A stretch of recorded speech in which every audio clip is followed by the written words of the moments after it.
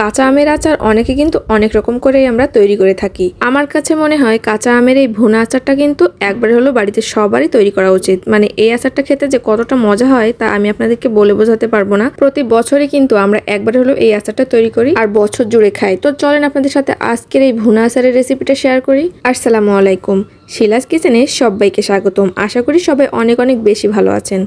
তো প্রথমে কিন্তু এখানে দেখতে পেয়েছেন আমি কিছু আম ভালো করে কেটে এরকম ধুয়ে পরিষ্কার করে নিয়েছি। আর একটা একটা আম কিন্তু এরকম 4 ফালি করেছি। তো আমের আটি যখন একটু বেঁধে যাবে ঠিক তখনই আচারটা তৈরি করলে কিন্তু বেশি ভালো হয়। তো দেখতে পেয়েছেন এখানে কিন্তু 1 কাপ পানি দিয়েছি আর পরিমাণ মতো লবণ দিয়ে এটা ভালো করে সিদ্ধ করে নিচ্ছি। তো 5 মিনিটের জন্য কিন্তু ঢাকনা দিয়ে এটা ভালো করে সিদ্ধ করে এখন নেড়েচেড়ে এটা এক সাইডে নামিয়ে রাখছি। মানে হালকা একটু সিদ্ধ করে রেখে দিচ্ছি। তো এই ফাঁকে কিন্তু আমি আচারের জন্য মশলা তৈরি করে নিচ্ছি। এখানে 2 চামচ দিয়েছি পাঁচফোড়ন আর 2টা শুকনো মরিচ দিয়ে কিন্তু ভালো করে এটা একটু লাল লাল করে ভেজে ব্লেন্ডারে গুঁড়া করে এক সাইডে রেখে দিচ্ছি। এখন চুলাতে একটা পাতিল বসিয়ে দিয়েছি আর এইখানে কিন্তু কিছুটা পরিমাণে দিয়ে দিচ্ছি সরিষার তেল।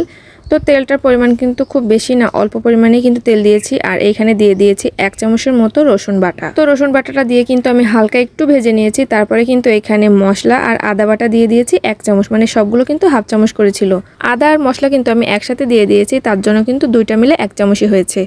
আর এখানে কিন্তু উঁচু 1 চামচের মতো দিয়ে দিচ্ছি সরিষা বাটা। এখন এগুলো দিয়ে কিন্তু ভালো করে একটু ভেজে নিচ্ছি।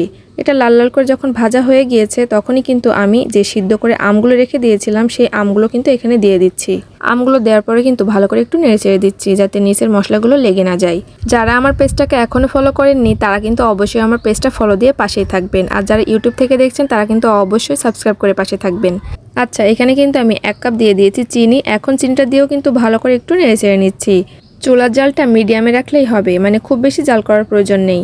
এখন এটা নাড়তে নাড়তে আমি এখন এখানে দিয়ে দিয়েছি হাফ চামচের মতো হলুদের গুঁড়া, দিয়ে দিয়েছি হাফ চামচের মতো শুকনা মরিচের গুঁড়া।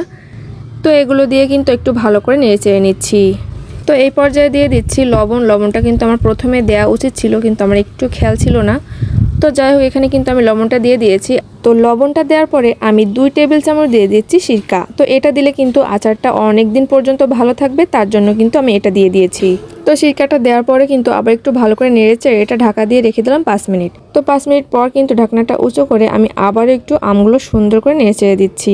আমটা কিন্তু অনেক বেশি নরম হয়ে গিয়েছে, এই পর্যায়ে খুব বেশি আর নাড়াচাড়া করবো না। তো এখন এখানে দিয়ে দিয়েছি একটা তেজপাতা আর আগে থেকে যে পাঁচফোড়ন আর শুকনো মরিচ গুঁড়া করে রেখেছিলাম সেখান থেকে কিন্তু 2 চামচ দিয়ে দিলাম।